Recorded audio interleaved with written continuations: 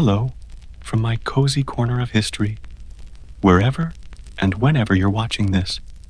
Is it morning with your coffee, or late at night as you unwind? Let me know in the comments. Today, we're in 1598, Florence with apprentice Caterina Bianchi, mastering the art of apothecary precision. If you're enjoying this tiny time travel, tap like, share with a friend, and subscribe for more. Before the rooster crows at first light, you cross the cobblestones of Via dei Calzaioli, your breath visible in the crisp dawn air. The shops are still shuttered, and the piazza's statues wear rings of mist around their shoulders. You slip through the narrow doorway of the Officina del Sapore, your family's apothecary, whose green and white striped awning flutters like a guardian's banner. You are Caterina Bianchi, recently apprenticed to Master Dolci, the court apothecary to the Medici family. Though you still struggle to pronounce Latin names and differentiate similar-looking powders, today you shoulder your first real responsibility: the morning calibration of the shop's set of precise balance scales and the preparation of basic bulks, rose petals, senna leaves, and imported cinnamon bark that will sustain the workshop's work through the day. The interior smells of camphor, burnt frankincense, and the lingering tartness of sumac. A long wooden counter runs the length of the room, its surface scarred by centuries of mortar and pestle use. Behind it, a wall of drawers painted dark walnut holds vials of elixirs, jars of balsams, and dozens of labeled bottles: Syrupus rosae, unguentum hyperici, tinctura myrrhae. Above, glass front cabinets display rows of delicate alembics and retorts, tools for distilling essences of lavender and distilling aqua vitae. In the center, a pair of gilt brass scales stands on a raised platform, each pan dangling from twisting chains. Awaiting the morning's ritual, you approach the scales, kneeling to inspect the pans. They hang perfectly horizontal, but you know even the slightest deviation will corrupt every compound weighed today. Master Dolci's voice echoes in your memory. An apothecary's life is measured in grains and scruples. One slip of a weight, one burr in the pan, and a remedy becomes poison. You reach for a small glass bottle of distilled rose flower water, used as a reference mass, and pour a few drops onto each pan, carefully wicking them away so the pans return to perfect balance. Satisfied, you ring the calibration bell, a tiny brass gong, and record the moment in the logbook of weights. April 12th, 1598, 5:45 a.m., scales balanced. Verification with rose water droplet, pans level within 0.1 grain.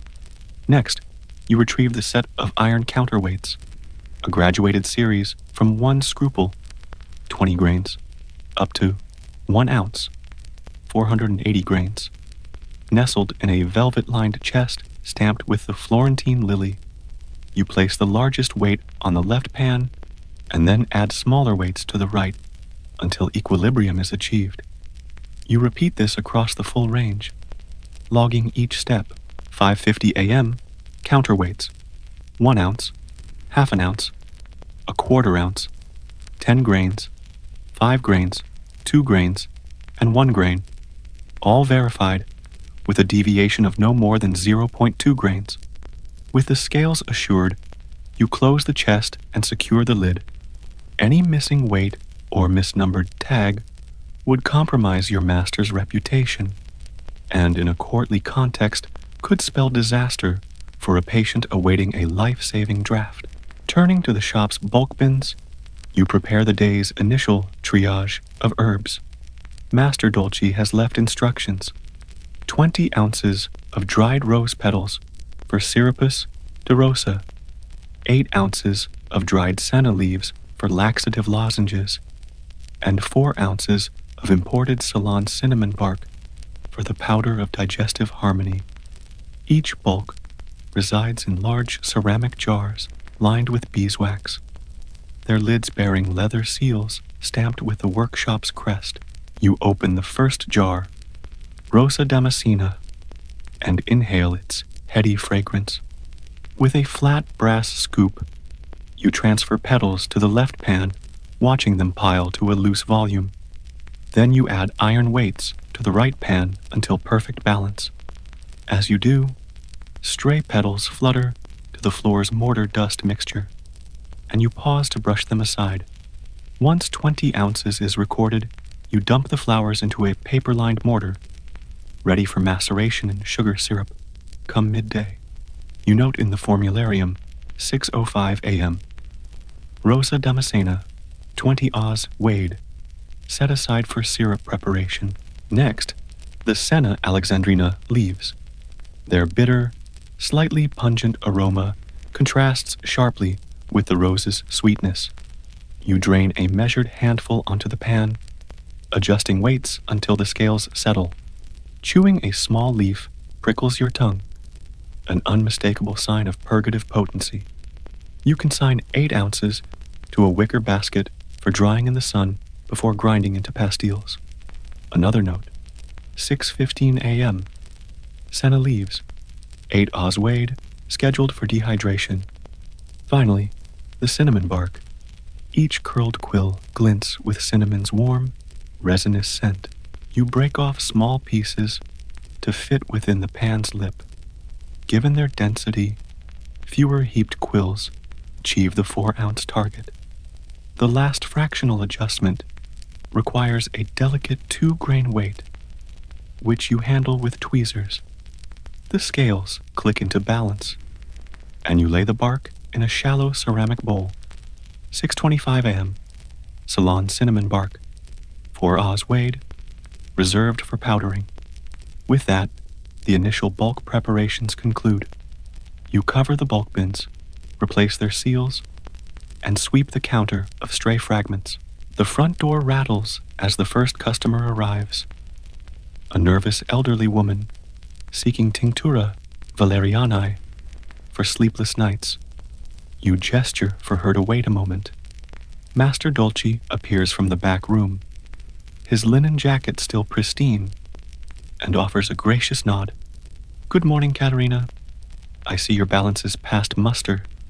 Relief floods you, and you respond with a curtsy. "Your scales and bulks are ready, maestro." He smiles and signals for you to prepare a draft. 1 dram of valerian root tincture, 2 drams of rose water, and a dribble of honey. As you reach for the amphora tincturae, you recall the precise measurement ritual, the graduated glass pipette, the glass measuring cylinder, and the gentle swirl needed to coax every drop from the tincture's viscous depths. You draw up the tincture by gentle suction, then let it drip. 1 drop equals 1 minim, 1/60th of a fluid dram. You count minims carefully. 6:35 a.m. Valerian tincture, 1 dram out of 60. Rose water, 2 drams. Honey, 15 grains. You decant into a small glass vial, cork it, wrap it in a linen cloth, and present it to the woman, who pays you 3 soldi and departs with hopeful eyes. Master Dolce watches thoughtfully. "Tomorrow," he says, "you will learn the distillation of lavender water. But today, you have proven your mettle. One question remains. When the scales are perfect and the weights exact, who measures the measure itself to ensure that even precision does not betray the art of healing?" He departs to greet another client, and you pause at the counter's edge, fingertip resting on the balance beam.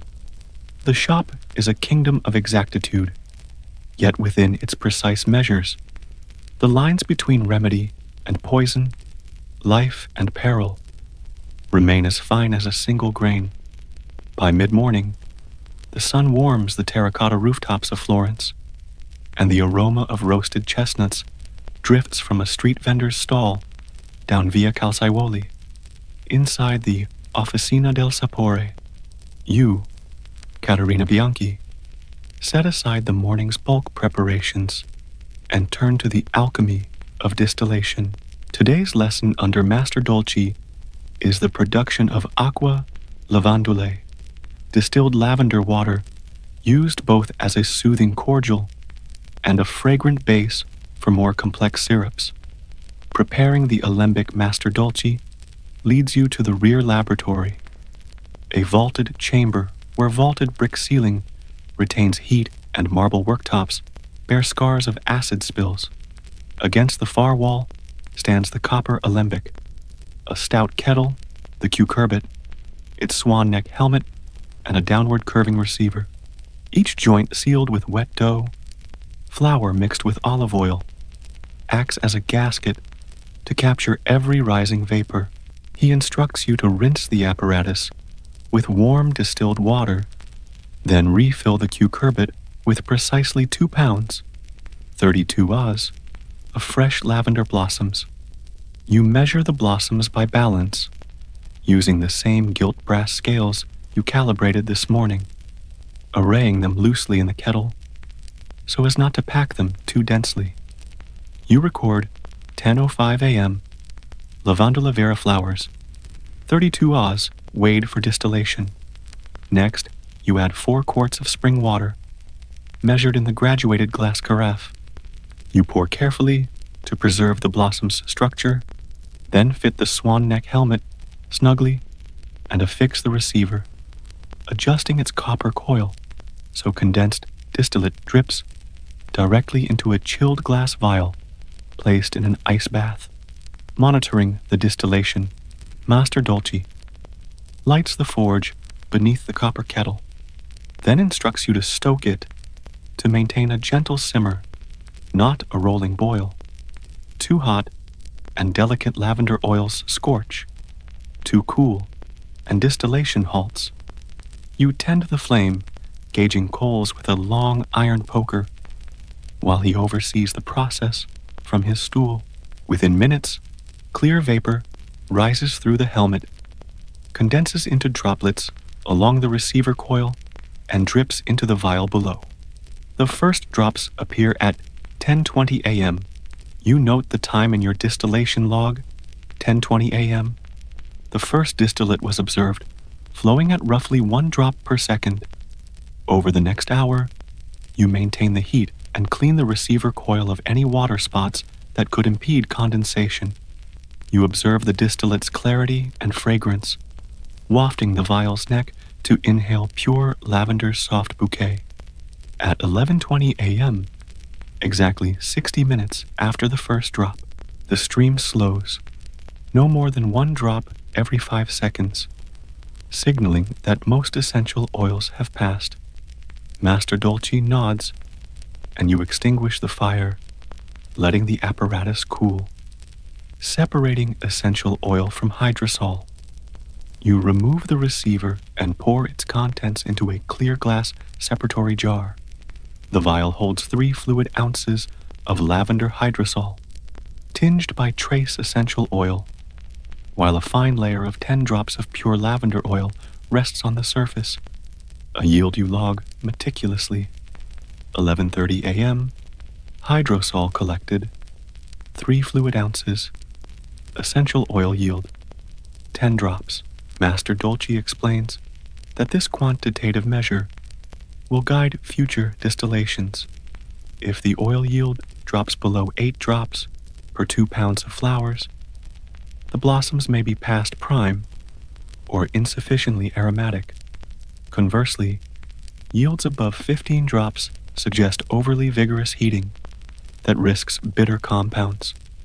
This data, recorded in the production register, ensures consistent quality across every batch, crafting a soothing cordial.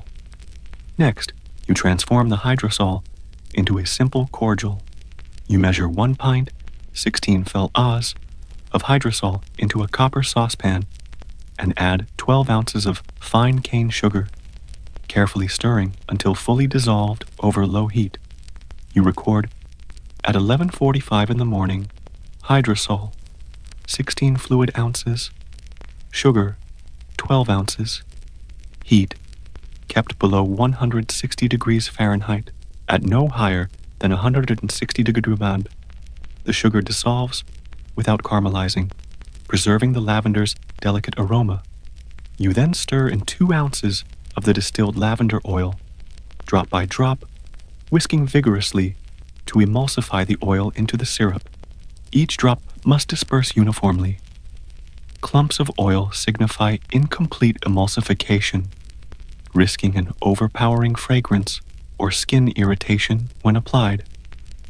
You taste a small spoonful, sweet, floral, with a light cooling finish on the tongue, and nod with satisfaction.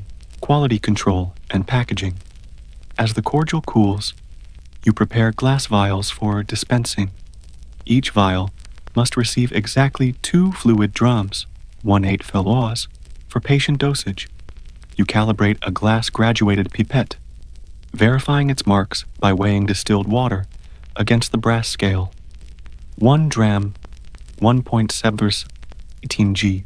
With the pipette tested, you dispense cordial into 12 vials, capping each with a cork stopper sealed in wax.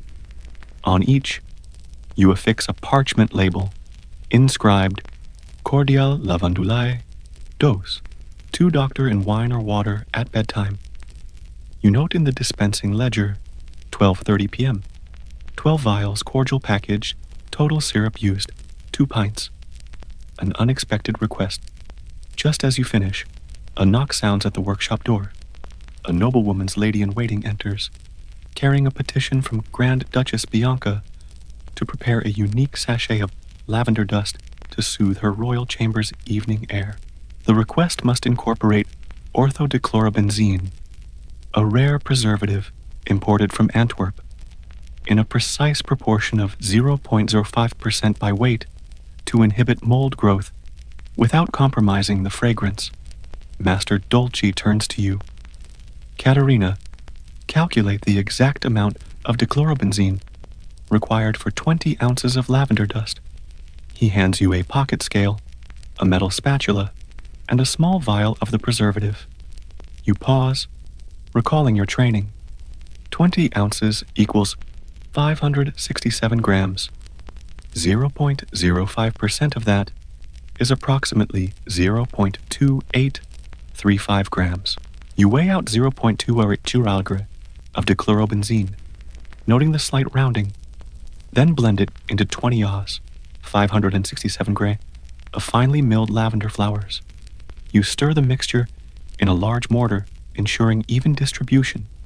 Dust motes drift in the shaft of sunlight. You inhale carefully through a mask. Once homogeneous, you fill 10 small velvet sachets, each containing 2 Oz, 56.7 g of the blend, and fasten them with gold-tipped strings. You log 12:45 p.m. Grand Duchess sachets prepared, 10x2 Oz. Dichlorobenzene, 0.19 gram per 567 gram. The lady-in-waiting's eyes widen at the precision and presentation. She bows deeply. Master Dolce nods, proud. Your measures upheld the Medici standard, he says. Reflections on precision and power. As the workshop's midday bell tolls in the piazza, you pause to review the day's registers. Weights verified, tinctures distilled, cordials prepared, and noble sachets crafted. Each entry, whether grains, drams, or drops, connects to a larger legacy, cures for saints and sinners alike. Yet in every measure lies a potential for error. A misweighed pint, an overheated syrup, a miscalculated preservative could afflict court and commoner. Standing at the mortar, your hands still dusted with lavender powder, you ask yourself, if every remedy rests on such exacting measures, what fate befalls those errors unrecorded, the hidden miscalculations that slip beyond the log, only to alter lives in ways no ledger can ever fully reveal. With that thought lingering like a faint floral note, you close the production register and ready yourself for the afternoon's alchemical transformations, each requiring the same vigilant precision that shapes both healing and harm in the apothecary's art. Late afternoon sunlight filters through the workshop's high mullioned windows, casting golden stripes across marble counters dusted with residual lavender powder. Having proven your skill at distillation and formulation, Master Dolce entrusts you with the day's final task, preparing unguentum rosmarini, a rosemary salve prized for its invigorating properties, and overseeing the shop's closing calibration of scales and glassware to ensure tomorrow's measures start on a firm foundation. Crafting the rosemary salve, Master Dolce presents you with freshly dried rosemary sprigs, Rosmarinus officinalis, imported from Liguria. Their needles glint with essential oil, and the air hums of pine-like clarity. The recipe calls for 4 ounces of dried rosemary, about 113 grams, 8 ounces of melted beeswax, 226 grams, 16 fluid ounces of extra virgin olive oil, around 454 grams, and finally, just a pinch of powdered borax, roughly 0.2 grams, to act as a stabilizer. You weigh the rosemary on the gilt brass scales, confirming 113 G, and set it to macerate in the olive oil over a gentle bain-marie. As the water bath warms, you stir the oil and needles, watching air bubbles rise and carry vivid green oil to the surface. You record 3:15 p.m. Rosemary maceration begun. Oil, 454 grams. Herb, 113 grams. Heat maintained at 50 degrees Celsius. After 40 minutes of gentle infusion, you strain the oil through fine muslin into a pre-weighed ceramic bowl, capturing aromatic oil while discarding spent needles. Weighing the infused oil yields 460 gram, the slight increase due to absorbed plant moisture. Next, you melt 226 grains of beeswax in a separate pot, stirring until fully liquid. Then transfer it into the rosemary oil bath. The mixture clouds briefly, then clears to a pale amber liquid. You whisk in 0.2 G of borax to emulsify the salve, ensuring it won't separate over time. Master Dolce watches closely, nodding his approval as you observe the correct ribbon-like pour. When a dab drizzles from your spatula, it holds form instead of running thin. You note 4 $4 p.m. Salve mixture completed. Tested ribbon viscosity. Forwarding to cooling. You pour the hot salve into 20 small tin pots, each receiving exactly 16 G, and slide them into a wooden cooling rack. As the salve firms to a smooth pale solid, you affix labels, unguentum rosmarini. Massage into temples or limbs for relief. Final calibration and workshop order. While the salvo sets, Master Dolce tasks you with the evening's closing calibration. The gilt brass scale pans have collected droplets of oil and stray herb fragments. The iron counterweights show fingerprints from the day's work. You begin by wiping each pan with a damp linen cloth. Then brush the beam's pivots with a fine bristle brush to dislodge grit. You recalibrate using the rosewater method from this morning, verifying pans level within 0.1 grain. Next, you place a 1 Oz weight and confirm equilibrium. You repeat across the gamut from 1 to 2 Oz to single grains, logging any deviation.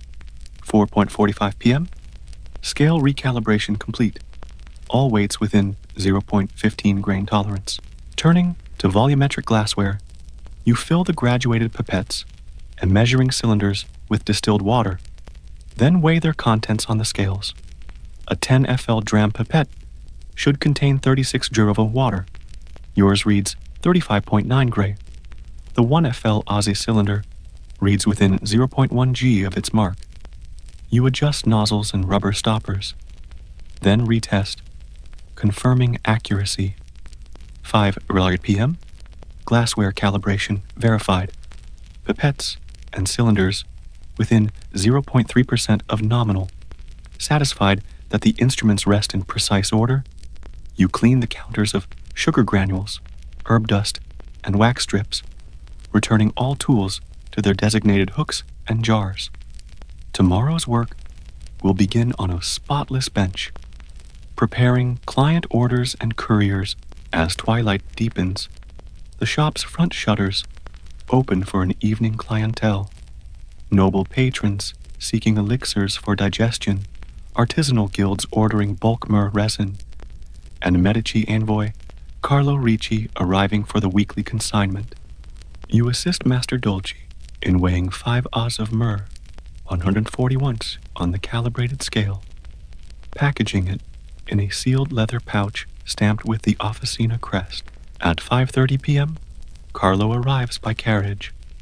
He inspects the rosemary salve tins, the lavender cordial sachets, and the myrrh pouch, cross-referencing your meticulous notes with his delivery manifest.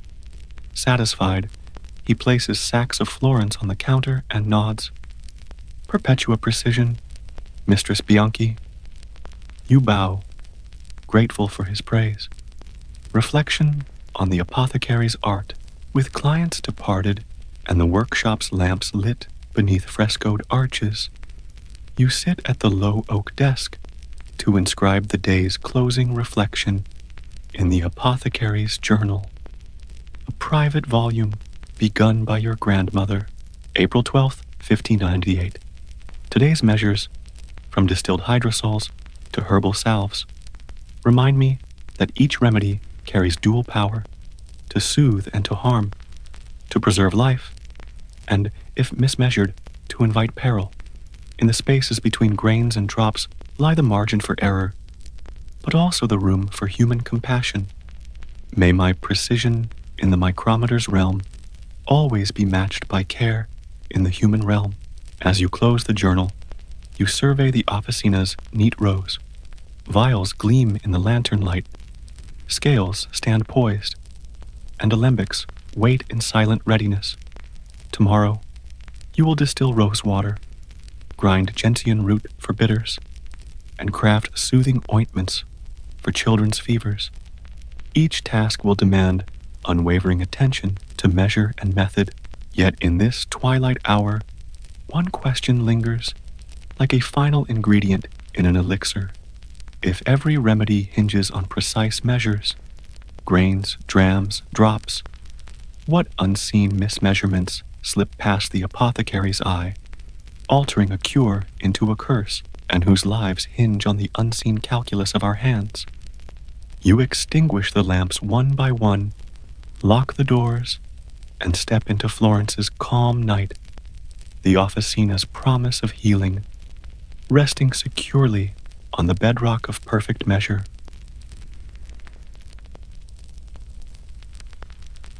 You awaken before dawn at Mount Vernon, the expansive Virginia plantation that has been your family's home for decades. Though you bear the weight of command in the minds of soldiers, politicians, and the public, here, among the gentle curves of potato fields, the organized rows of tobacco barns, and the rippling sweep of the Potomac River, you return to the rhythms of the everyday. You are George Washington, roughly 50 years of age, a figure now immortalized by marble statues and heroic portraits, yet your domestic existence remains rooted in routines of surprising mundanity. Before your first meal, you pause at the door of your bedchamber, its cedar-lined walls still fragrant from last night's closing of windows. You lift a linen coverlet and swing your legs into leather slippers, taking care not to disturb your bedfellow Martha, who snores softly beneath starched sheets. At your dressing table, you smooth back your hair, frizzy from last evening's gentle breeze, powder it lightly with scented lavender, and tie the queue with care, mindful that a loose lock could betray your station when you receive visitors in the parlor. Descending the wide oak stairs, you pass through the entrance hall, where portraits of your late mother and elder half-brother hang in silent watch. You inhale the cool morning air. Dew still clings to window panes, and the stables beyond murmur with lowing cattle and whinnies of restless horses. Your first duty of the day is to inspect the livestock. You step onto the brick-paved courtyard, each brick laid by the hands of enslaved workers, and greet your head groom, Mr. Anderson. He leads you to the stables, 12 bays housing geldings, mares, and the new breeding stallion recently imported from England. You run your hand along the stallion's flank. His coat gleams like polished mahogany. You inspect hoofs for cracks, brush away dried sweat from a gelding's flank, and ask after any colic cases overnight. Your groom reports 2 foals born in the bay mare's stall, a good sign for next season's lineage. With the horses checked, you move on to Harriet's Grove, the orchard planted by your late father. Here, you count the young peach trees, note which branches require new grafts, and sample an unripe fruit for sugar content, a small practice that will inform planting decisions next season. A low breeze carries the scent of blossoms, and you pause to think of the land's promise even as politics loom on the horizon. By mid-morning, you return to the mansion for your breakfast. 2 eggs, lightly boiled, a slice of ham warmed over the hearth, and a cup of coffee, an emerging American habit that supplants the morning brandy once favored by your youth. You sit at the head of the long dining table, where Martha and 9 household members gather.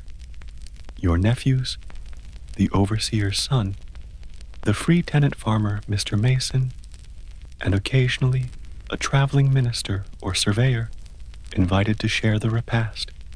Conversation centers on weather forecasts for the tobacco crop, the labor demands of the kitchen staff, and a recent letter from your steward in Fredericksburg detailing barge schedules for the next grain shipment. After breakfast, paperwork beckons.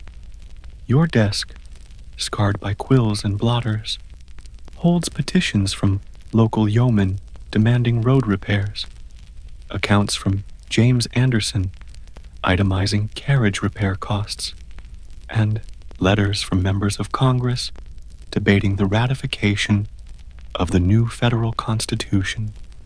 You break the seal on a letter from John Adams, written in a cramped hand, addressing the upcoming session in Philadelphia. You take quill to parchment, drafting measured responses.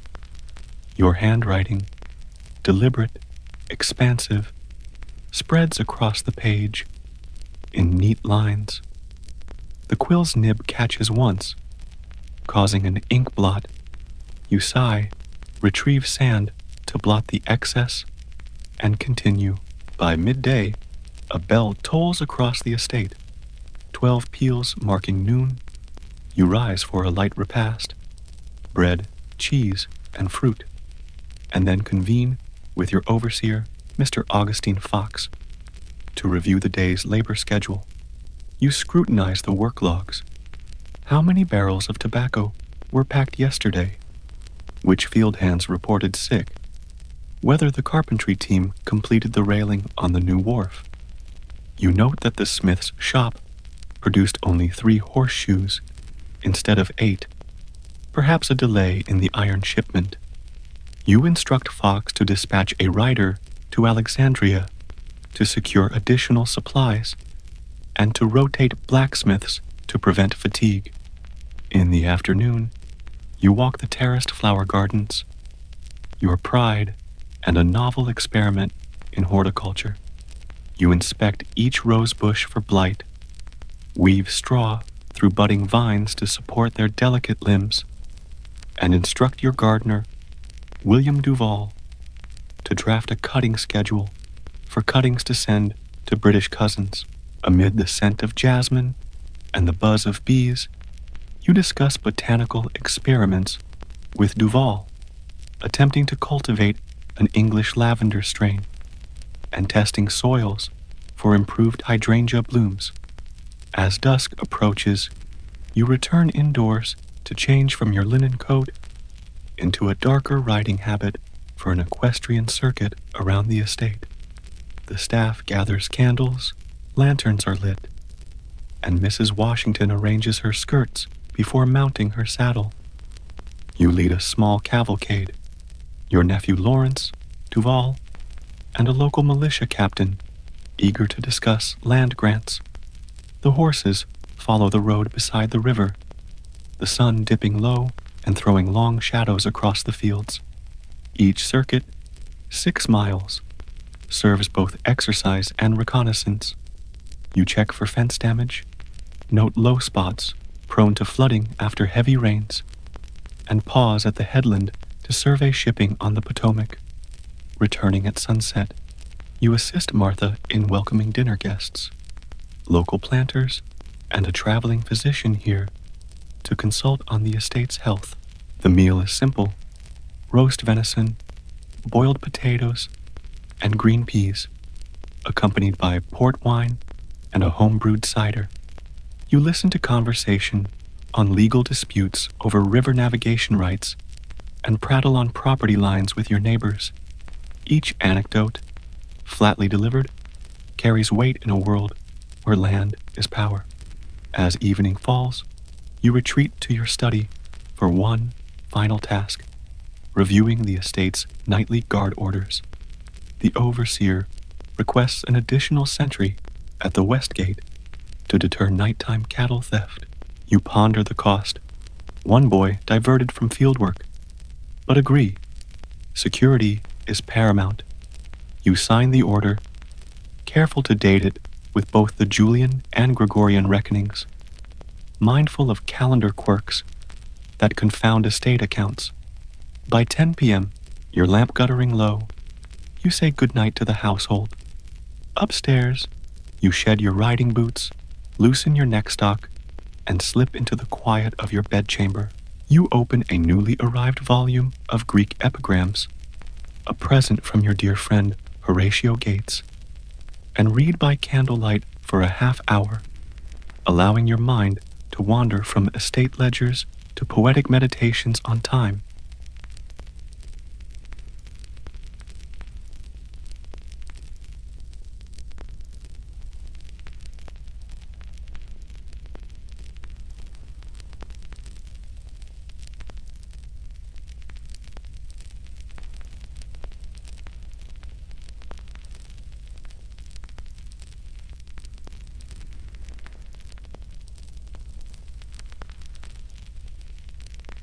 Daily routines of home and hearth sustain the man destined to shape a nation.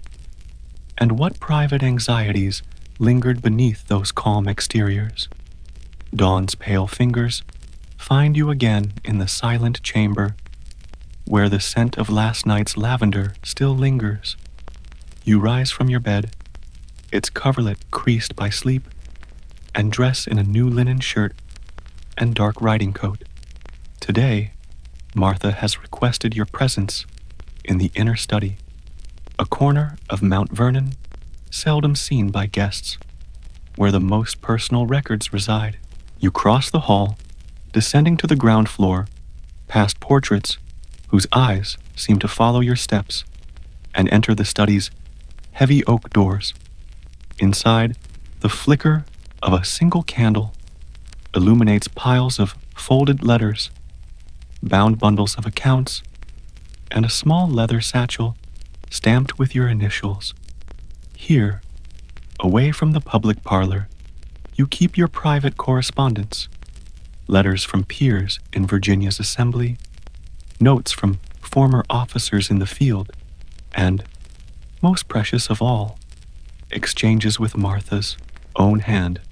Today's task: reconcile debts owed the estate and draft a letter to your nephew, Bushrod Washington, regarding his upcoming guardianship of a small farm you plan to bequeath him.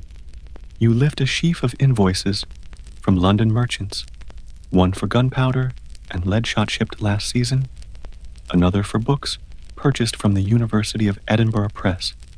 Your eye catches an entry: 1 CWT, Peruvian bark, L12, quinine bark for fever prevention, an investment in your enslaved workforce's health, yet no cure-all.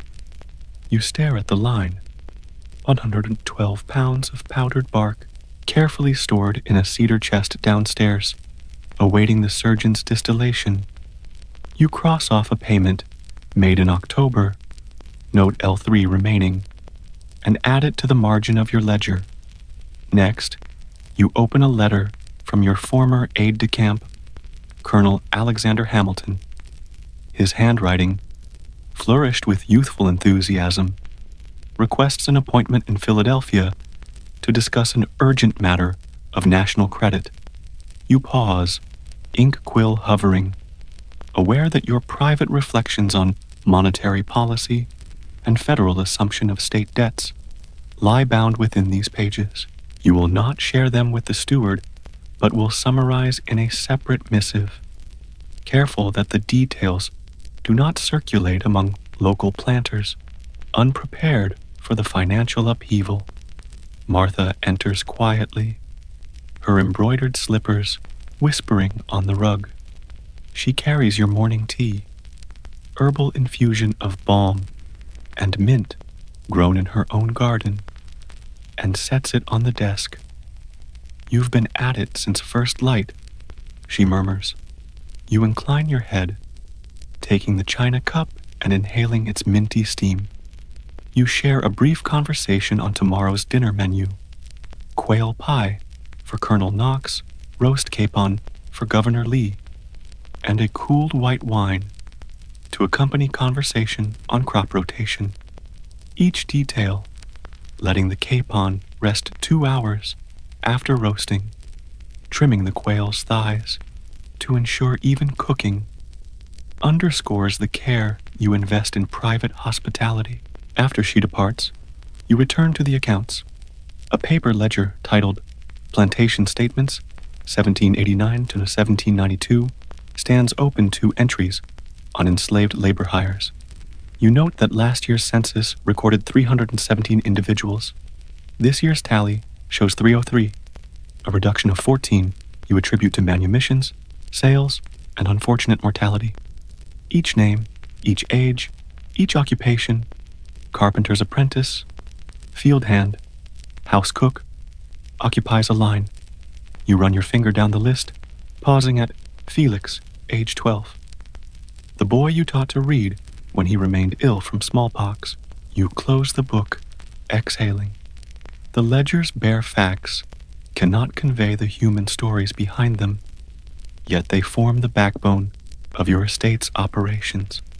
Rising from your chair, you cross to a low bookcase holding editions of Cicero, Plutarch, and the Reverend Cotton Mather's Apothecary treatises. You remove a leather volume bound in green morocco, the Journal of French Officer Saint-Simon, a gift from the Comte de Rochambeau. Its marginal notes, written in your hand, compare French drill formations to your own experience in the Continental Army. You flip to an entry dated 12th of July, 1778. Our lines here hold firm beneath Redoubt 5. Though the enemy's grenadiers pressed the breach, I directed 2 companies to reinforce the left flank, a decision that saved the hill. Yet afterward, I found my men weary, waterless, and covered in sweat. One could not grasp the weight of command until one had walked in both silence and fire. You close the book, recalling the heat of that summer day. Here in the quiet of Mount Vernon, you cherish these memory journals as a link to trials you rarely voice aloud. The discipline of recording minute details, troop movements, barometric readings, horse fodder rations, serves both to order your thoughts and to preserve lessons for future generations. Turning, you gather your writing materials to pen a letter to Bushrod. You begin, "My dear nephew, today I resolve to bestow upon you Maple Shade, the small tenant farm adjoining the upper orchard. You will find it modest in scope, yet sufficient to teach the careful steward the virtues of balance between soil and seed, labor and rest. I enclose the plot survey and expect that, in due course, you will assume both debts and duties that accompany this land." Your quill moves steadily, describing the land's acreages, the yearly yield of winter wheat, 20 bushels per acre, and the obligation to supply 2 cords of firewood annually to 2 widows under the local parish. You remind him to report quarterly and to engage local artisans for any repairs, lest the buildings fall into disrepair as your own plantation once nearly did under your grandfather's mismanagement. You finish with paternal counsel on moderation. Neither board entirely with neighbors, nor neglect the business at home. A wise proprietor knows when to join the public conversation and when to dwell in the study's silence. By midday, you have drafted 2 pages. You fold the letter, insert it in an envelope sealed with the Washington crest, and instruct your courier to depart first post. Each step, pressing the wax, addressing the flap, entrusting the messenger, feels weightier than your official dispatches to Congress. Hunger prompts a break. Simple bread, cheese, and a slice of smoked salmon from the bay. You eat at the small round table in the back parlor, where sunlight pours through tall windows.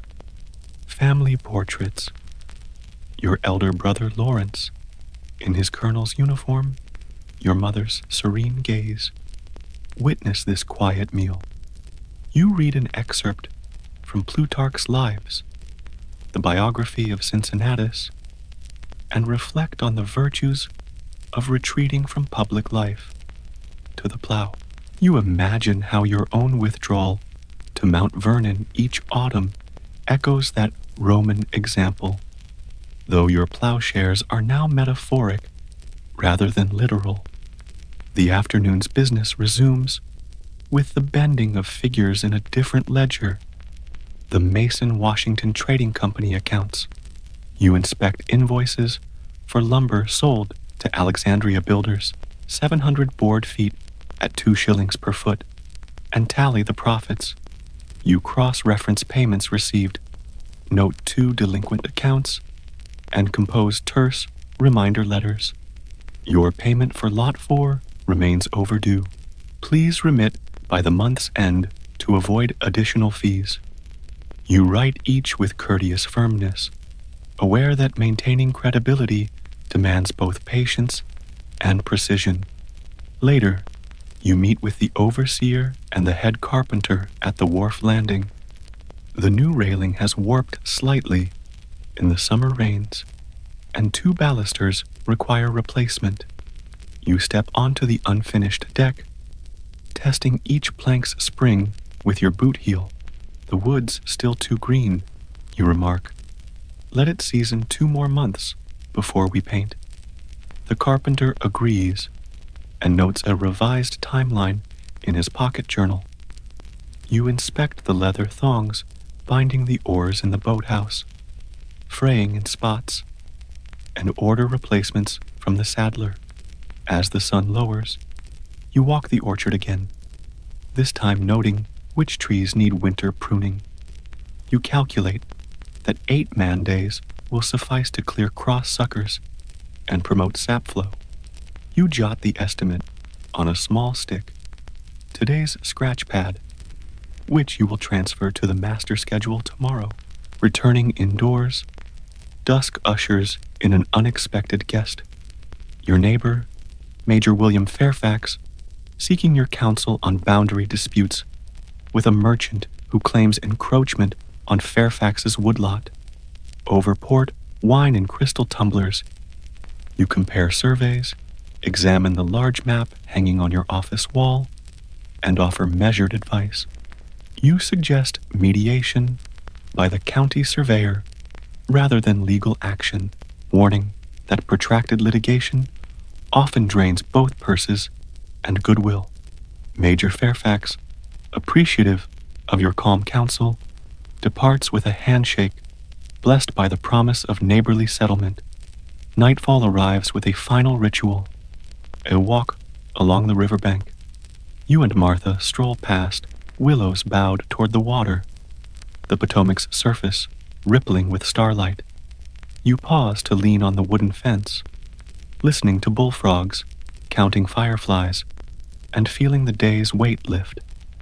Here, away from letters and ledgers, you share quiet reflections with Martha, her laughter at a memory of raising chickens, your musings on the next season's planting plans. At the cottage gate, she presses your hand. You carry the world in your heart, she says softly. Remember to lay it down once in a while. You nod, heart stirred by both love and the solitary burden of command.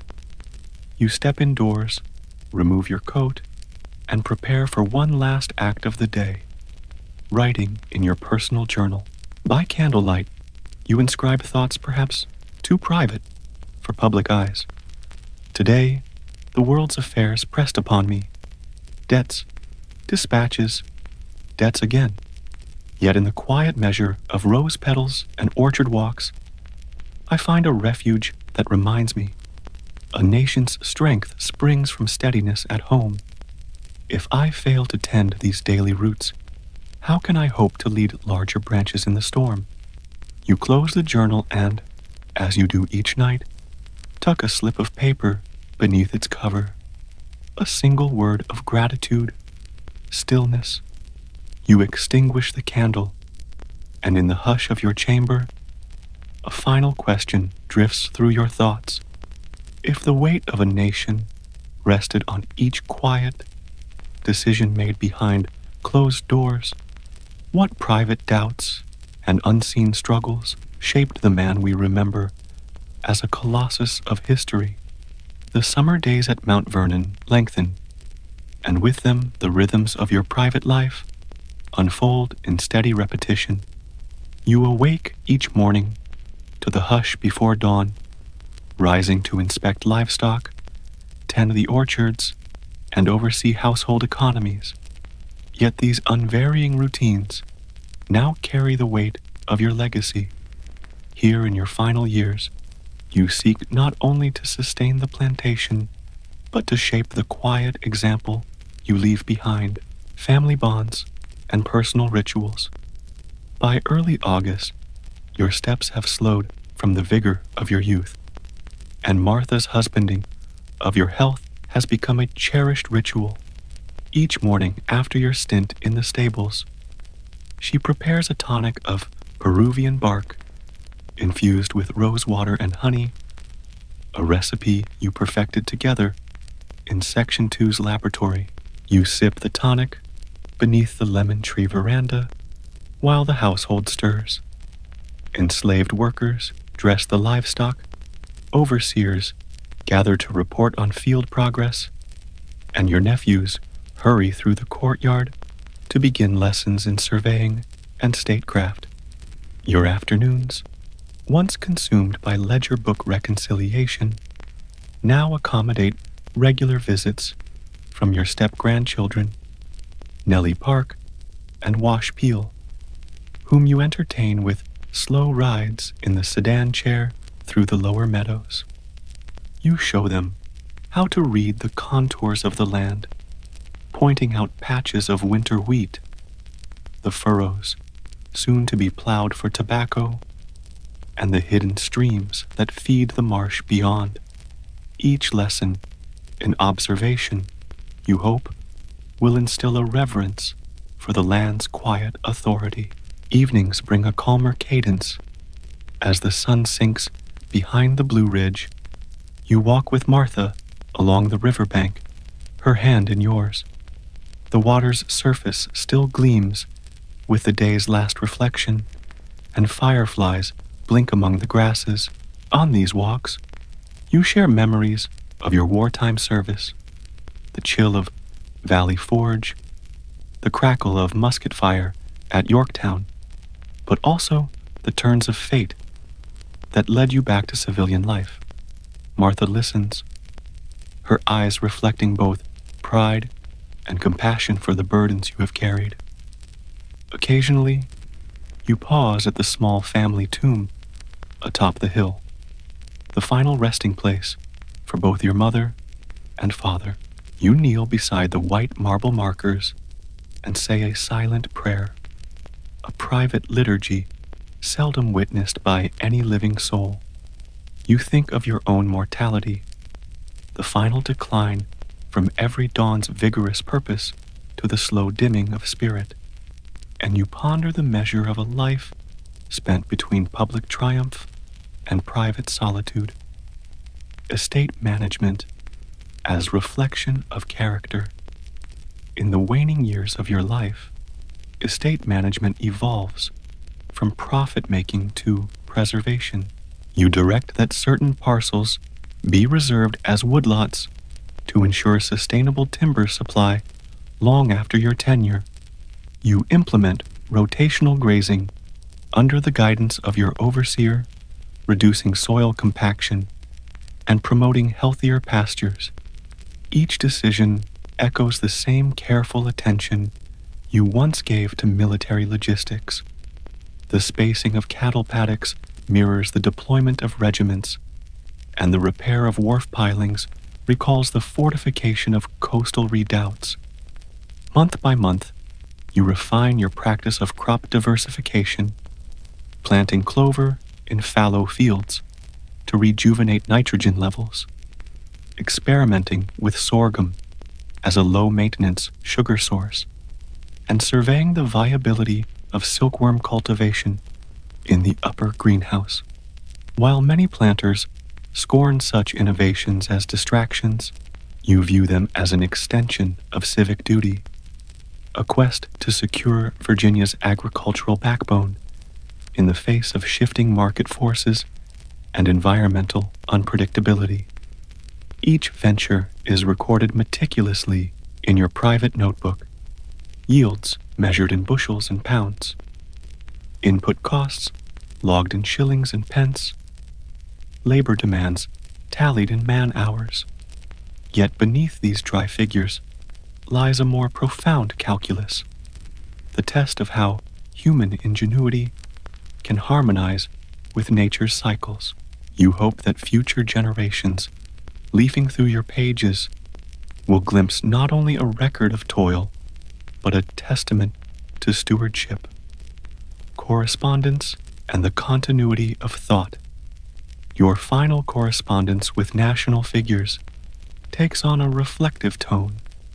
When Thomas Jefferson writes to inquire about the northern boundary of the Potomac Company, you reply not merely with technical descriptions, but with meditations on federal-state relationships and the necessity of cooperatively managing common resources, the waterways that unite disparate communities.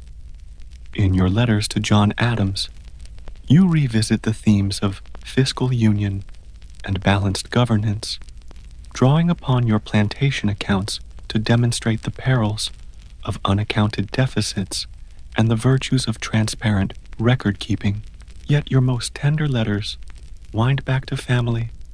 You write to Eleanor Park Custis, your stepdaughter, as she settles at her own estate, advising on household economies and the importance of fostering community schools for both free and enslaved children. A progressive notion, perhaps ahead of its time. These personal exchanges, penned in your own hand, bear witness to how the private sphere can shape public ideals. The final days, health, hope, and reflection. In the autumn of 1799, your health falters, a painful truth you bear in stoic silence. A recurrent fever saps your strength, and you find yourself unfit for long walks or extended sittings at the desk. Yet you remain determined to complete one final survey of your home farm. With the aid of your surveying staff and a trusted assistant, you map the estate's boundary lines one last time, his steady hands guiding your cane across the chalky soil. The survey serves both as a final exercise in military precision discipline and as a symbolic rounding out of a life devoted to measured purpose. Your final evening unfolds in the glow of hearthlight. Martha and your grandchildren gather in the back parlor where you played the flute in your youth. She asks you to perform one tune, Lillaburlero, perhaps, or the President's March, and your frail fingers coax a familiar melody from the instrument's keys. The notes rise, soft and wavering, filling the room with an echo of years gone by. You set the flute aside, gaze at each face illuminated by candlelight, and offer a simple benediction, gratitude for the constancy of love amid life's uncertainties. That night, you retire to your bedchamber, ribs aching from coughing, but peace settling in your mind. You open your private journal, the same book in which you recorded stillness, and pen your final entry. October 12th, 1799. As the candles gutter low, I ponder the measure of a life, not the monuments or medals, but the steady small actions, tending rose vines, balancing scales, tending the needs of neighbors, that form the web of a nation's character. May these written grains of memory guide others to build on firm ground. You place the journal on your bedside table, the candle flame flickering across its leather cover. In the hush before sleep, a single question flutters in your heart. How will the quiet acts of care, those unrecorded moments of steadfast attention, echo through the lives of those who follow, shaping a republic's soul beyond the reach of grand proclamations and historic deeds? With that thought lingering like a benediction, you settle into slumber, your life's final chapter written not in battle cries or public orations, but in the meticulous devotion of daily stewardship. Before the sun's first shafts crest the distant hills, you arrive at the field telegraph station, dug into the side of a shallow trench overlooking the supply road. You are Lieutenant Samuel Carrington, newly assigned as the telegraph operator for General Hastings's corps. In the early days of the conflict, the station is little more than a wooden hut, its walls reinforced with sandbags, and its floor strewn with spare wire coils and spools of insulation tape. A single kerosene lamp hangs from a nail beside the key and sounder, casting a warm pool of light on your workbench at the break of dawn. Your duty is clear. Maintain uninterrupted communication with both headquarters 8 miles to the rear and the forward observation posts 2 miles ahead. No critical order may fail to traverse this slender line of wire, for the general's plans hinge on timely reports of enemy movement and artillery readiness. Today, as the warm breeze stirs the flagstones strewn with paper telegrams and cipher pads, you prepare for your first full day of relaying messages that will steer battalions and count lives. Stepping inside, you extinguish the lamp's glass globe and trim the wick, a habit ingrained from your apprenticeship with Master Keyworth back in London. Every flicker of flame matters. A sudden gutter could plunge your entire station into darkness at the worst possible moment. You light the lamp again, watching the brass burners flame steady to a blue crown. Beside it, you position the sounder, a heavy electromagnet wrapped in copper wire, its clacking armature ready to translate Morse code into the staccato rhythm of dots and dashes. Your first task is a station check. You tap out the standard call, OR, CC, on the key to the rear line. The wire hums in response, then clicks back, R, KK, confirming the line's integrity. You scribble the time, 5:47 a.m., in your log, 05:47 a.m., rear line check, CC, KK, line clear. You repeat the call to the forward post, and again receive. Within seconds, 2 miles of taut wire, knifed through woods and across paddocks, lies ready to carry every urgent order. Next, you address the cipher pads laid flat on your desk. The General's code changes daily. Today's Key 17 provides substitution pairs for battlefield phrases. A snort, advance, B snort, hold, C snort, enemy flank, and so on. At 6 a.m., the adjutant arrives, dispatching his first formal transmission. Enemy spotted at Ridge 4. Prepare artillery battery 3. You transcribe it into Morse. Consulting your cipher, enemy spotted, CDEFG. Then tap the dots and dashes steadily. Each element echoes through the sounder's click, and within a minute, the battery commander's reply thunders back. Acknowledged. Guns ready. Your log captures 06:03 a.m. To forward, CDEFG, received ACK. Outside, you sense the tension mount as the distant boom of cannons begins to punctuate the morning stillness. Smoke drifts along the summits, and every second, the general delays could cost ground or lives. By 7 a.m., the station is alive. Runners arriving with spot reports on horseback. The adjutant venting frustration at delayed confirmation, and you tapping out coordinates for supply wagons to shift forward. Your fingers ache from the relentless Morse, yet you cannot pause. Each message is a ripple in the unfolding battle. Just before 8 a.m., the Chief of Artillery sends a critical status update. Guns out of cartridges. Need resupply. You reroute the message through headquarters, adding a personal underscore. Priority urgent. Resupply wagons must clear roadblock by 0900 hours. The reply arrives at 8:15 a.m. Understood. Dispatching escort now. Another notch in your log. Another crisis averted by the slender copper line.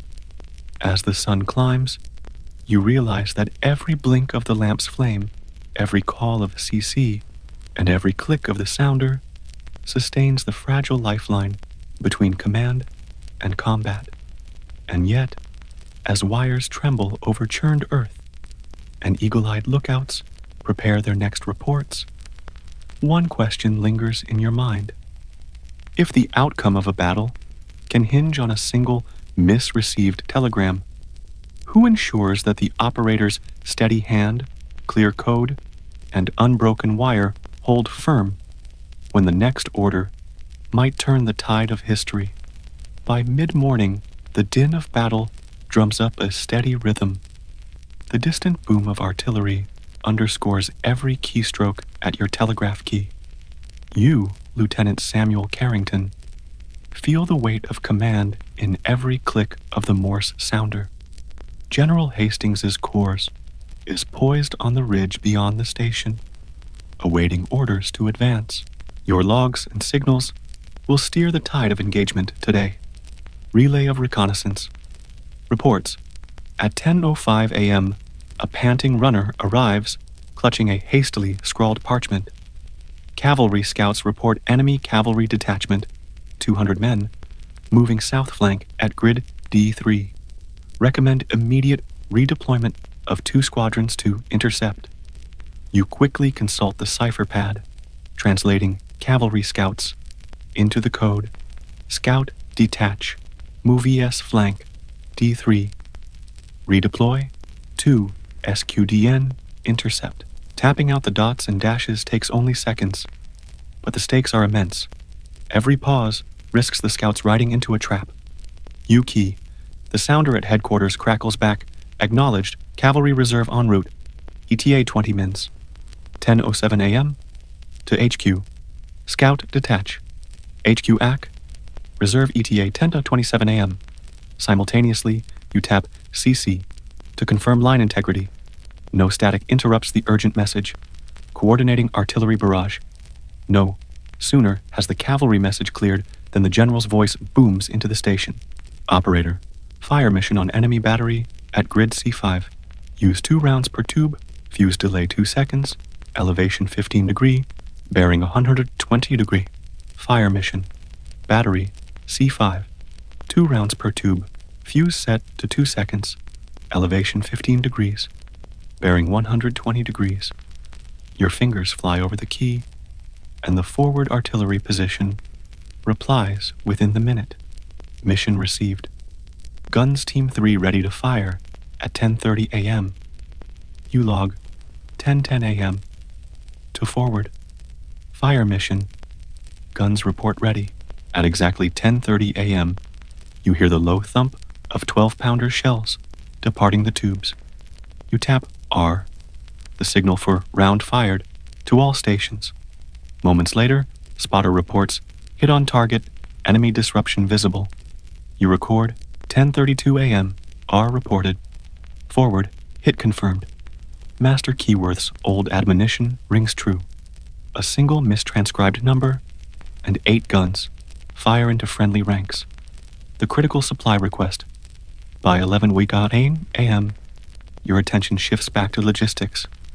The quartermaster's clerk appears, escorting a sergeant with worried eyes. Sir, the water wagons at Forward Post Alpha are running low.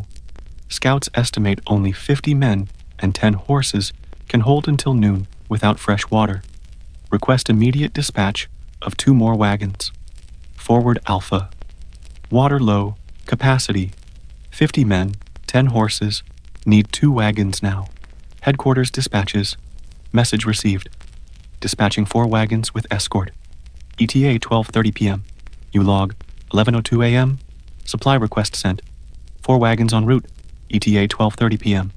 Without water, troops' combat readiness and morale collapse. Your brief signal buys time for life's most basic necessity. Enemy interruption. Jammed lines at 11:45 a.m. A sudden burst of static crackles across both lines. Enemy sharpshooters have severed the wire at a forward picket. The sounder's click-clack chokes into sputters. You grab the field kit of spare wire, tape, and knife. Clamping your lamp to the trench wall, you follow the wire's taut lead into no man's land, under cover of the next barrage. Knee-deep in churned mud and tangled wire, you locate the break. A clean cut, the sheathing shredded by a bullet. Hands trembling, but trained for such emergencies, you strip back the insulation, splice the copper cores with wire connectors, solder the joint with a portable blowtorch, and seal the sheathing with insulating tape. The task takes 5 nerve-wracking minutes as shells whistle overhead. Finally, you test the line with a quick CC to headquarters. The sounder crackles back, KK. Connection restored. You jot 11:55 a.m. Forward line severed by bullet. Repaired under fire. Line clear. A single severed wire could have plunged the entire front into chaos. Your repair mends not just copper, but the lifeline of command. The afternoon counterattack message. Soon after, General Hastings readies a counterattack on the enemy's vulnerable left flank. At 12:30 p.m., his aide dashes into the station. Lieutenant, We strike at 1 p.m. Signal all battalions. Advance on left flank. Bayonet charge. Reserve on Hill 7. Advance left flank. Bayonet charge. Reserve hold Hill 7. Sending to each forward station. You receive swift acknowledgments from all unit commanders. You log 12:32 p.m. Advance order sent. All forward units ACK. At 1 p.m. on the dot, you key A for action and toil through the midday heat. Beyond the station, the distant clang of steel on steel marks the assault's opening moments. Your signal heralds the infantry's charge, each click binding thousands of men to a single directive. Evening watch transitions. By 2 p.m., with the counterattack launched, you begin the watch handover. Your relief enters, greeted with your precise oral briefing, repaired lines, outstanding supply ETA, artillery fire report, and the cavalry redeployment outcome. You pass the cipher pads, ensuring tomorrow's key is set. Key 18, then sign the log. 2:05 p.m. Midday cycle complete. All lines operational. No pending messages. Watch transferred. Slipping out of the trench hut, sweat-soaked and ear-wrung by telegraph clicks, you pause on the ridge to observe the battle's swirl. Infantry seizing ground. Artillery smoke blossoming in the valley. Cavalry cantering to intercept enemy horse. Through it all runs the slender wire, its copper core carrying destinies. As the sun dips low, you ponder the telegraph's power. If the fate of thousands turns on a single tapped message, who keeps faith when wires fail, ciphers falter, or an operator's hand trembles beneath the weight of war?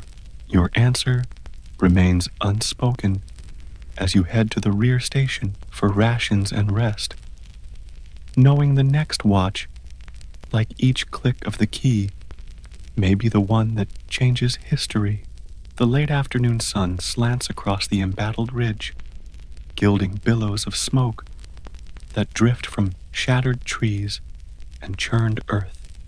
You, Lieutenant Samuel Carrington, settle once more at the telegraph hut's bench, confident that the midday counterattack surged forward under your keyed action signal. Now, the battle's unfolding climax depends on rapid, precise updates, reports of gains, calls for reinforcements, and urgent requests for medical evacuation. Every click of your key may turn the tide at this critical juncture, reporting the counterattack's progress. At 2:15 p.m., you receive a runner's panting message. 4th Battalion, secured Hill 7. Enemy, withdrawing north across the valley.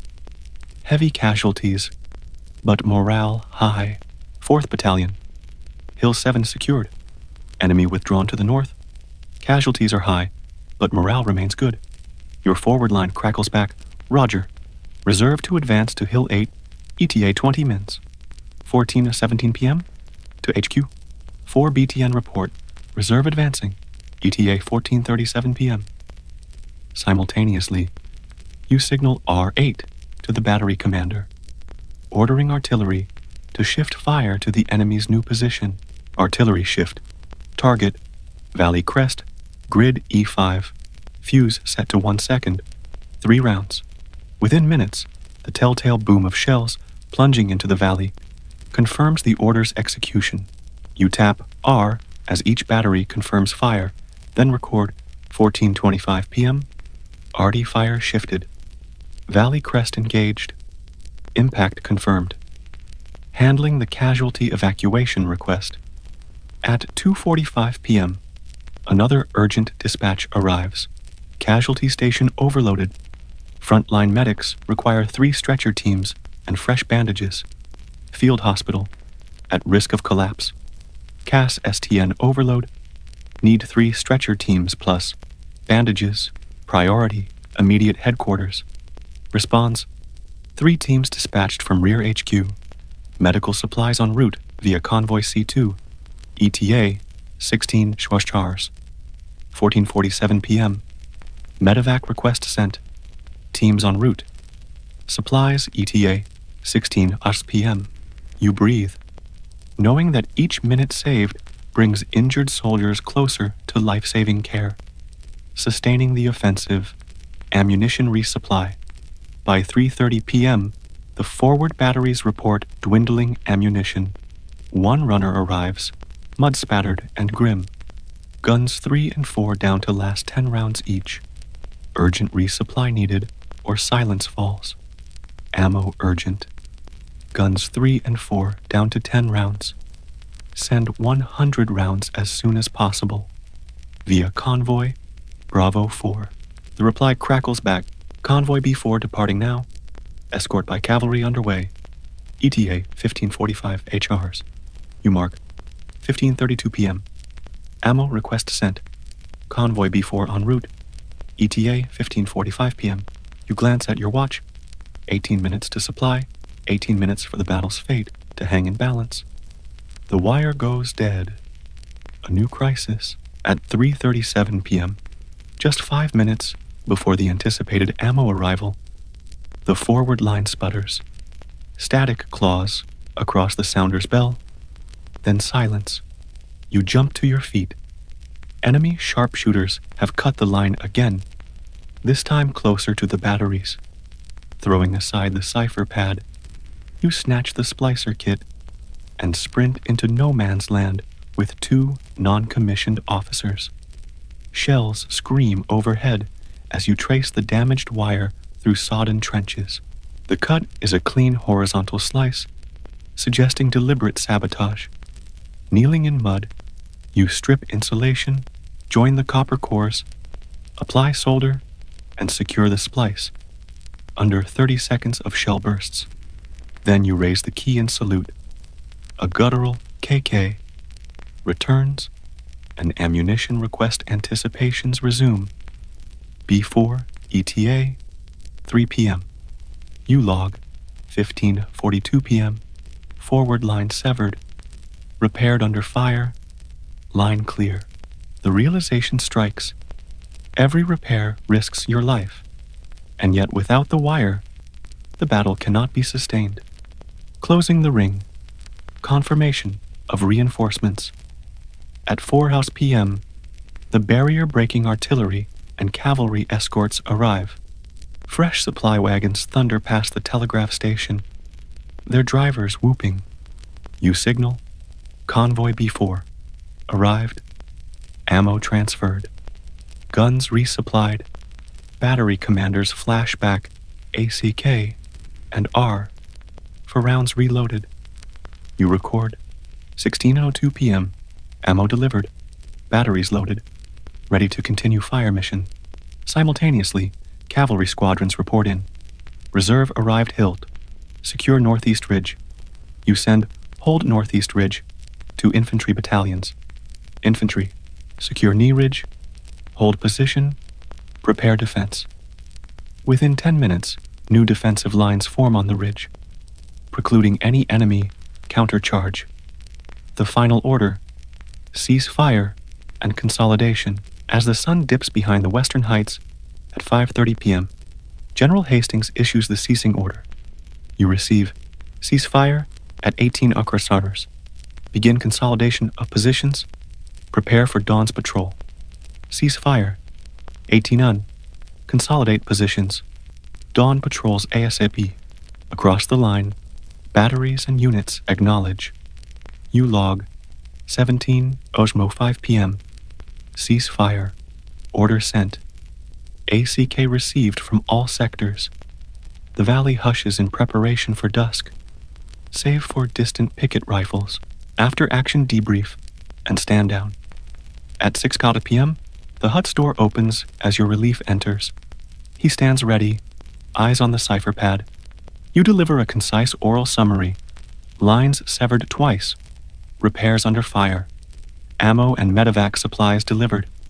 Hill 7 and Hill 8 secured. Enemy forces in retreat. Ceasefire order relayed. Consolidation underway. He salutes and takes over the key. You close the operator's journal, its pages bristling with the day's entries. 05:47 a.m. Line checks 06:03 a.m. Recon and ACK 10.07 a.m. Battery readiness 11:55 a.m. Line repair R1 12:32 p.m. Advance order ACK 14 to 17 p.m. Cavalry redeployment 14:25 p.m. Artillery shift confirmed 14:47 p.m. Medevac request 15:32 p.m. Ammo request 15:42 p.m. Line repair R2 16:02 p.m. Ammo delivered 17:05 p.m. Ceasefire ACK. Your hands, ink-stained and calloused, rest on the final entry. You extinguish the lamp, but the station's silence is unsettling, a stark contrast to the day's controlled chaos. A final reflection. As you step from the telegraph hut into the cooling dusk, you see no banners fluttering, no horses cantering, only soldiers methodically setting up picket lines, artillery crews stacking empty shells, and the glow of campfires flickering across the field. The battle won, lives spared by timely signals, will be followed by the tomb-like night, where any misstep in the dark could undo today's hard-won gains. You pause, raising your field-tarnished cap to the twilight. The fragile copper wire that threaded your day's work now runs slack into the horizon, carrying a new silence. In that hush, you ask the question that has guided every click of your key.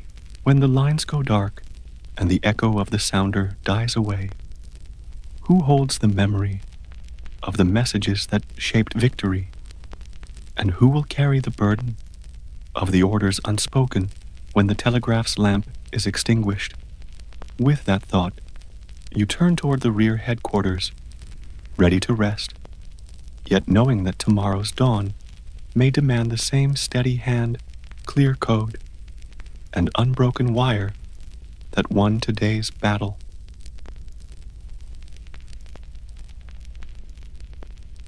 You awaken before first light to the soft tolling of the monastery's great bell, its sonorous note echoing through the cold stone corridors in regular intervals. You are Brother Aurelianus, a Benedictine monk at the Abbey of Sanctus Mercurius, nestled in a sheltered valley of the Alps. Your life unfolds according to the rule of Saint Benedict, an ancient guide that measures each day in 8 canonical hours, binding your community in prayer, labor, and study. Though your robe and tonsure mark you as a man set apart, your days are shaped by routines as deliberate and, to an outsider, as quietly consequential as any worldly profession. Matins and lauds, vigil and dawn. At matins, the darkest hour, you rise from your straw pallet in the communal dormitorium, careful not to disturb your brother's quiet breathing. Each of you shares a narrow wooden bench, separated only by low partitions. You slip into your coarse wool habit, gird it with a simple leather cord, and don your hood against the pre-dawn chill. In silence, you carry your wooden candlestick nearly to the chapel's entrance, where the cellarer oversees the candles, a cluster of tallow lights, trimmed and filled, their wicks curled to fine points to ensure a steady glow. Inside the darkened basilica, the only light comes from slender candles guarded by iron sconces, revealing frescoes of saints and angels in muted tones. You join fellow monks at the choir stalls, each stall numbered, each occupant expected in his appointed seat before the chant begins. The air is cool and still. Prayer books lie open on sloping lecterns, their Latin psalms printed in black and red ink. The cantor intones the opening verse of the psalterium, and the community responds in deep, resonant tones. Each psalm, 30 in all, unfolds over nearly 2 hours, psalms of lamentation, of praise, of supplication. Voices rise and fall in measured unison, accented by the flicker of candlelight. The words, centuries old, link your voice to generations of monks who rose at this same hour, forging a lineage of devotion. At lauds, the choir stands to greet the first light. As the east-facing windows catch the pale morning sky, you sing hymns of thanksgiving, Lucis, Creator Optime, Te Deum Laudamus. Voices lifting in simple melody.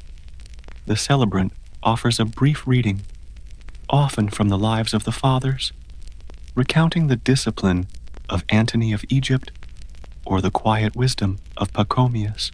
The hour concludes with the Benedicamus Domino, and you close your book with coordinated motion, extinguish your candle, and depart the chapel in contemplative silence. Prime and terse, preparations for labor. Back in the cloister, you pause at the lavabo, the communal basin by the chapter house, to wash your hands and face. A brother pours water from a copper ewer, its curved spout pouring in a steady stream. You scrub the sleep from your eyes, whispering the formula, Dominus vobiscum, the Lord be with you, before stepping into the chapter house for prime. At prime, the community gathers again. This short service, 30 minutes of psalms, a canticle from Daniel, and a silent collect, sanctifies the workday's beginning. The abbot addresses any matters of the house, distribution of alms, upcoming visitors, or adjustments to the schedule. Obedience and humility guide your responses. Each monk acknowledges instructions with a bow or a succinct Deo volente, God willing. After prime, you join the confrater, a group responsible for the hortus and viridarium, the kitchen gardens and orchards.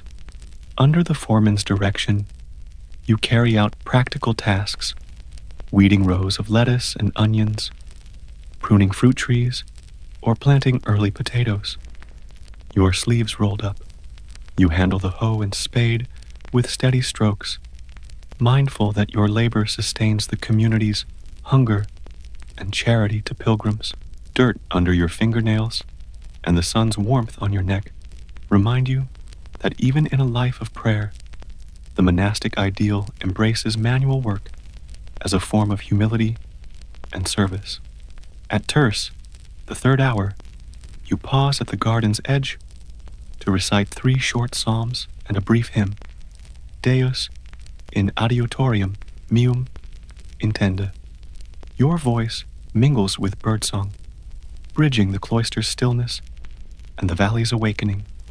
The hour's brevity reinforces its purpose, sanctifying the work rather than interrupting it. Sext and nun, midday intercession. By sext, high noon, the sun stands directly overhead, and you retire to the refectorium for the community's sole meal of the day. The dining hall's long wooden tables and benches await, each monk's place marked by a simple wooden trencher. In silence, the lector reads from the lives of Christ or the writings of the Desert Fathers, his voice the only sound besides plates and utensils. The meal, thick soup of barley and vegetables, fresh bread, and occasionally fish, nourishes body and spirit alike. A bowl of thin wine, diluted with water, accompanies the meal, reminding you that moderation sustains both hunger and contemplation. After sext, you return to work. Perhaps you labor in the scriptorium, copying manuscripts by candle and daylight. Each letter, uncial or insular majuscule, must be perfect, for errors mar the sacred text. You dip your quill in ink made from oak galls, grinding it to the desired consistency, and write slowly, line by line, on vellum. Your hand cramps eventually, but devotion steadies your movements. The texts you copy, gospel excerpts, patristic treatises, liturgical books, preserve knowledge across centuries. Your script becomes part of a chain linking you to scribes of centuries past and future. At none, around mid-afternoon, you pause again for a brief office. 3 psalms, a hymn, a responsory. The chapel's bench feels cooler now. A breeze stirs the tapestries. You close your eyes in prayer, offering intercession for the sick in the infirmary, travelers in the guest house, and the wider world beyond the valley's peace. Vespers, evening praise. As the sun dips toward the western hills, the community gathers for vespers. The chapel glows with lantern light.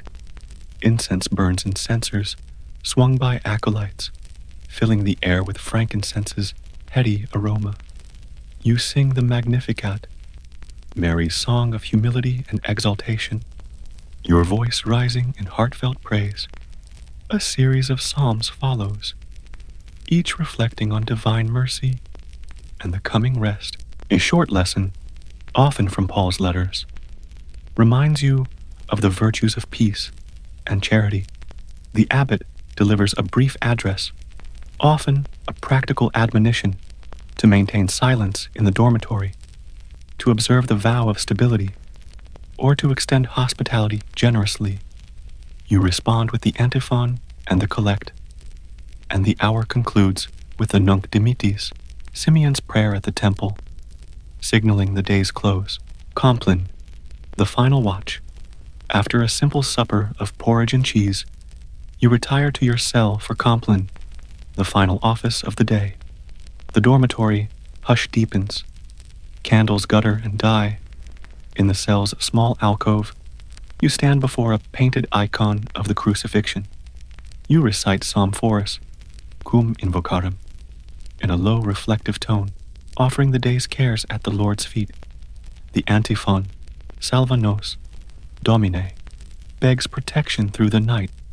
You whisper the confession, seeking mercy for any lapse of discipline. A final prayer commends you to God's watch, invoking the intercession of angels. You extinguish your candle and slip beneath the coarse wool blanket. In the darkness, you hear the soft breathing of neighboring brethren and the distant murmur of a river. Your last waking thought shapes itself as a question.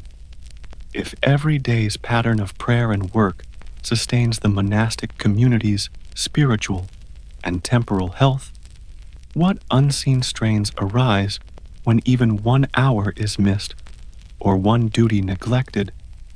How fragile is the chain of ordered devotion that holds a cloister together? With that unresolved reflection, you drift into sleep, gathering strength for the next cycle of hours, another day woven from psalms and spades, hymns and hammers, silence and service. When the thin veil of dawn lifts into a pale morning glow, the Abbey of Sanctus Mercurius hums with renewed purpose. Having completed the first cycle of the 8 daily hours, you, Brother Aurelianus, pass from one appointed task to the next, each an expression of the Benedictine ideal of ora et labora, prayer and work. This second section of your day brings deeper engagement with the intellectual and charitable foundations of monastic life, teaching, healing, hospitality, and the preservation of knowledge. The scriptorium, illuminating the word after none. You proceed to the scriptorium, a long hall warmed by a tiled stove and lit by broad, arched windows. Here, the desks of rough-hewn oak stand in neat rows, each equipped with a vellum board, an inkwell of iron gall ink, and a sand-filled pot for drying script. You settle at your designated desk, numbered 17, and unroll a clean sheet of vellum from a wooden frame. Today's assignment, copying the 5th book of Cassiodorus's Instituta Monastica, a text advising the contemplative life supplemented by study of the liberal arts. You begin by grinding your quill, a goose feather hardened in hot sand, until its tip splits just enough to hold ink. Each letter, formed in a precise Caroline minuscule, takes breath and concentration. Time loses its grip as your eyes trace the exemplar and your hand repeats its motion. Dip, write, blot, reposition. Occasionally, you pause to assess spacing with a bone ruler, ensuring each line maintains uniform height. A brother passes with fresh ink. You nod thanks. By midday, your page bears 19 lines, each word a bond in the chain of unbroken tradition. You marvel that a single misstroke mars not only this sentence, but the integrity of the library's copies, clues of a monastery's reputation for exactitude. The practice hones both dexterity and attention, virtues you carry into simpler labors, teaching the novices, forming future souls. At terce's end, around 10:30, you proceed to the novices' cloister, where 8 young postulants gather in impromptu seating on benches of carved walnut. They wear plain tunics, without the full habit, their heads recently shorn in the novice tonsure. Your task, instructing them in the basic tenets of monastic life, obedientia, stabilitas, and conversatio morum. Through commentary on the rule itself, you read aloud from Tart chapter 2. When a brother enters the monastery, let him be received with all kindness. Let him be instructed in the divine office which he must observe. Let him learn the psalms, the readings, the rules, the lessons. After each verse, you pause and ask a question. What does obedience look like in our daily routine? A timid novice replies, rising for vigils, even when tired.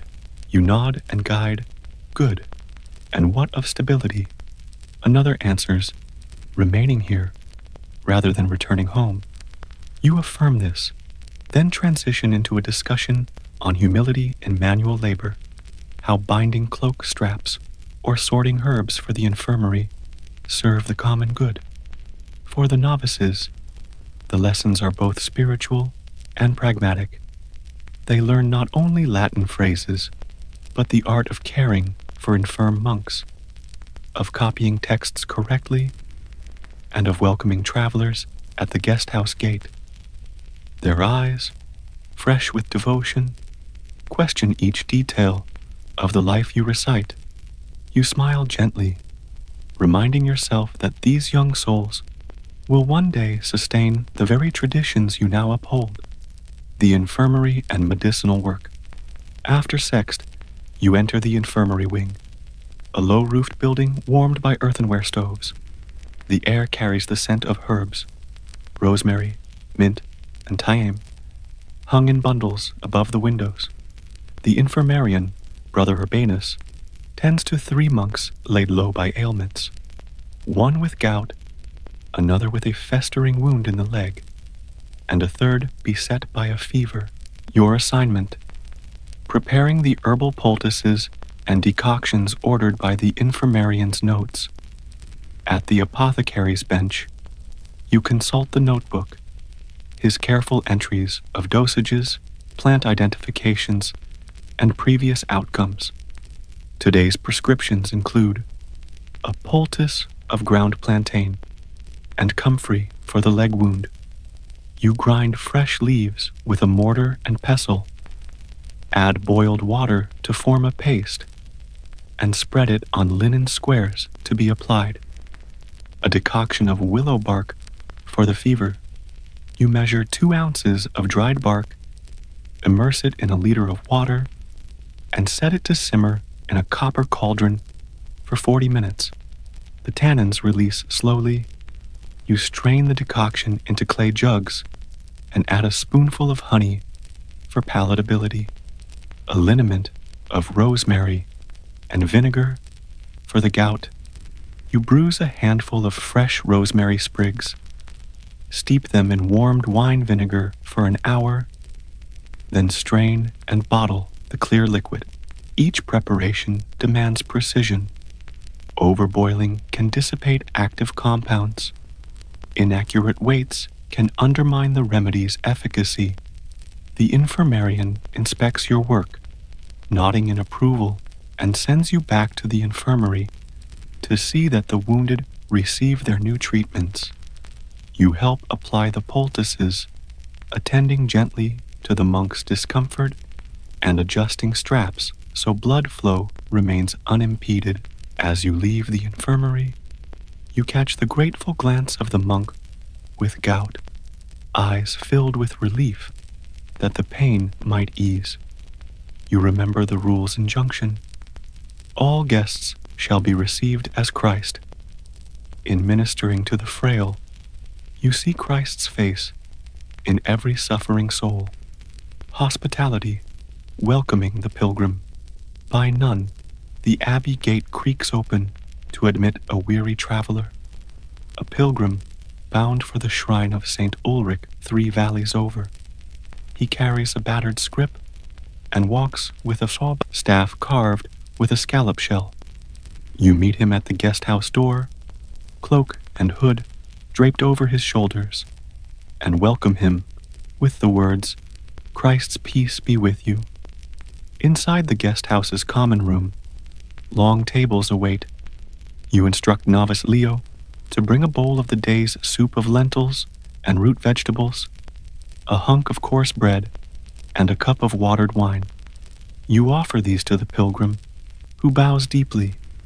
While he eats, you sit across from him and listen to his story, a journey from Aquileia, having braved swollen rivers and ransacked wayside inns.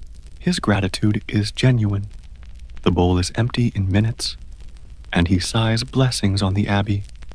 You escort him to the dormitory, show him his straw pallet behind a heavy curtain, and leave a pitcher of water on a small table. As a final courtesy, you remind him of Vespers soon, suggesting he join the service in the basilica if his strength holds. His parting Deo gratias echoes in the corridor, a testament that even in a cloister set apart, the Benedictine emphasis on hospitality extends beyond walls in desperate times. Evening, lectio, and meditation. The sun hovers low when you graduate from labor to lectio divina, the monastic reading and meditation that bridges work and worship.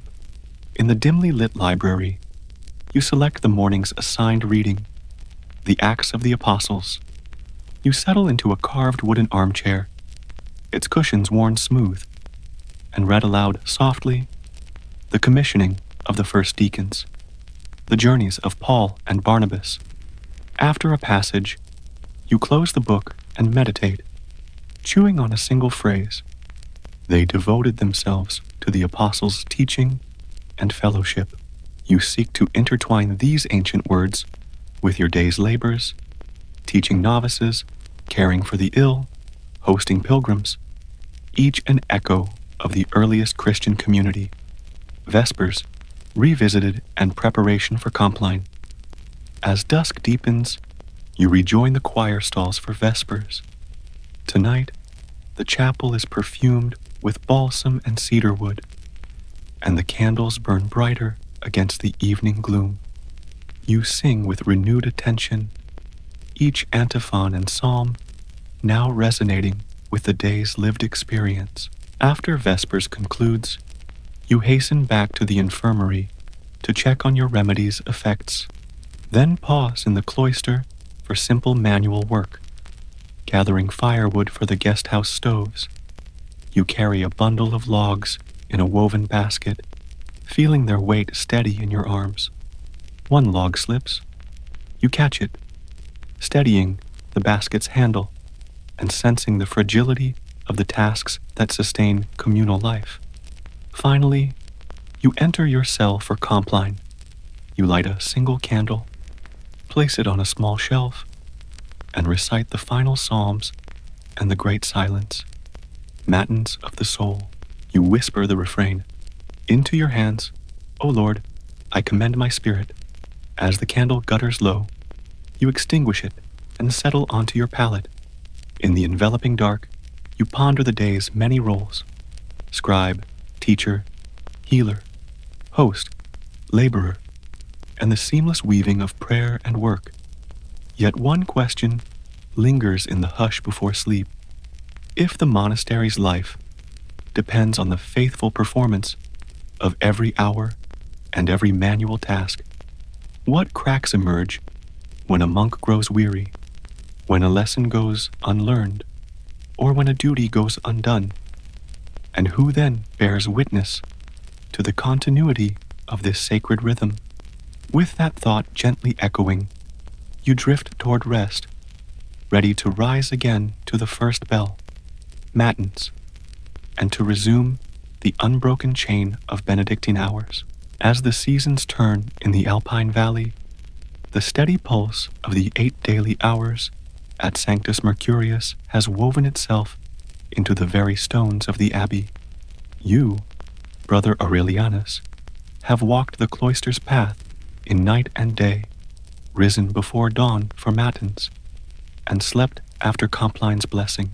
Yet, the true culmination of the monastic schedule unfolds during vigils, the final service before sleep, when the community gathers once more to entrust the labors and prayers of the day to God's mercy. In these hours, you reflect on the continuity of the rule, the blessings wrought through obedience, and the ever-present question of how a single break in the chain might echo through eternity. The sunset to vigil transition. The dinner bell's last toll has faded, and the cloister corridors lie hushed. You linger in the chapter house, its lamps casting quivering light on the carved panels of the rule's prologue inscribed above the doorway. In silence, each monk bows before the abbot, who intones the invocation, In nomine Patris, et Filii, et Spiritus Sancti. Hands folded, voices unite in the litany of penitence, acknowledging human frailty and seeking God's forgiveness for every unintentional lapse, every hour missed, every amen murmured without conviction, every tool left unsharpened. In the refectorium, novices clear the tables of dinner vessels, and you help stack bowls and ladle residual broth into a small cauldron set aside for the poor. This final act of charity connects the day's work to the larger mission of hospitality, ensuring that no morsel of sustenance is wasted and that needy travelers might yet be fed. You pause to bless the pot before it departs for the west gate, where the pilgrim's fervent prayers will meet your own in a shared moment of providence. Vigil, prayers through the night. Returning to the choir stalls, you prepare for vigil, the nighttime counterpart to matins. The chapel's gloom is punctuated by the gentle glow of oil lamps set between every third stall. You sense a different stillness in the air, nocturnal and expectant. The cantor intones the opening versicle, Exaudi Domine, vocem meam. Hear, O Lord, my voice. And you respond, the voice of the living monastic tradition, echoing through centuries. The vigil office comprises 9 nocturnes, 3 groups of 3 psalms each, interspersed with lessons from scripture and writings of the church fathers.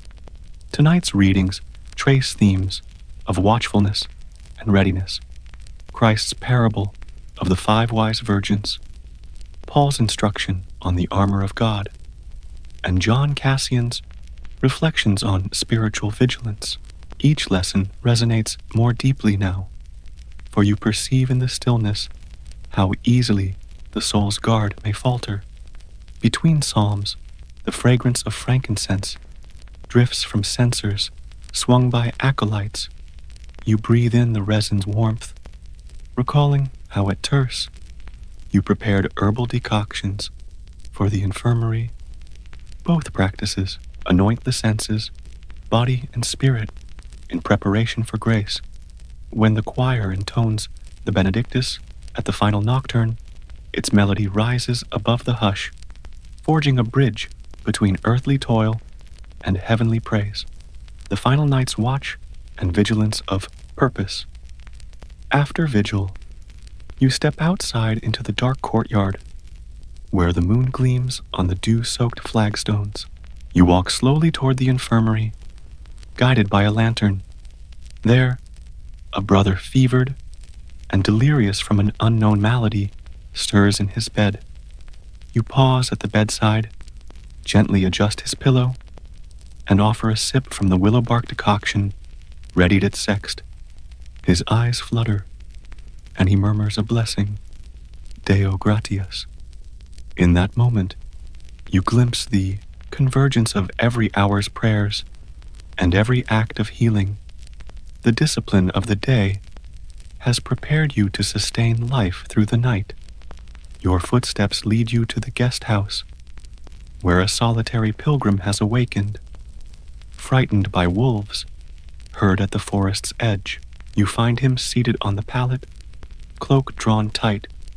With calm authority, you assure him, the Lord's angels guard these walls. You guide him back to bed, leave a small brazier lit with embers of oak and juniper, and pray quietly at his side.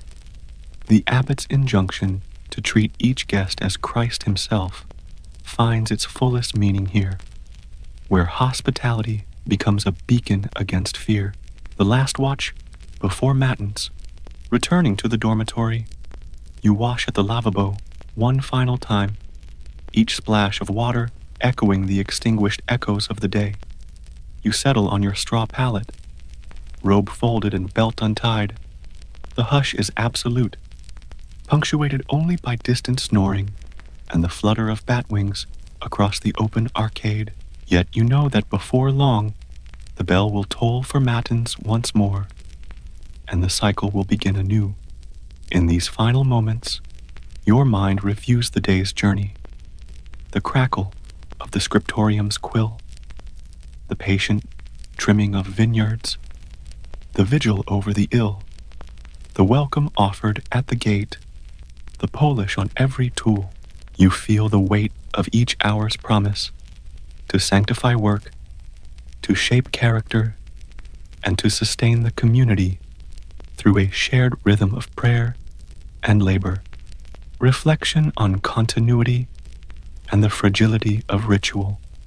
As slumber beckons, a single thought shapes your reverie.